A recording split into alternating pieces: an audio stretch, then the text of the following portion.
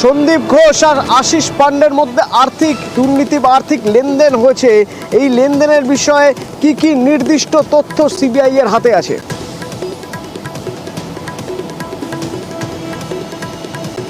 ইতিমধ্যেই সিবিআই তদন্ত করতে গিয়ে আরজিকর দুর্নীতিতে আশিস পান্ডে গত পরশু গ্রেপ্তার করে।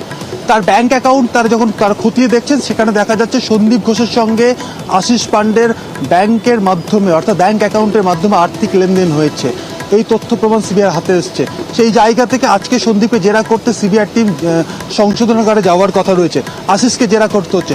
শুধুমাত্র সন্দীপ নয়, সন্দীপ ঘনিষ্ঠ আরও বেশ কয়েকজন ব্যক্তি তারা সন্ধান পেয়েছেন সিবিআই সূত্রে দাবি, যাদের সাথে আশিসের আর্থিক লেনদেন হয়েছে ব্যাংকের মাধ্যমে।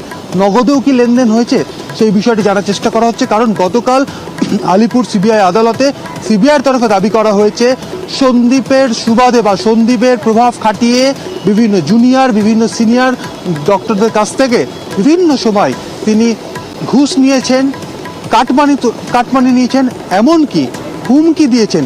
এই সমস্ত তথ্য প্রমাণ রয়েছে এবং অত্যন্ত সন্দীপের ঘনিষ্ঠ বলা হচ্ছে সিবিআই তরফে।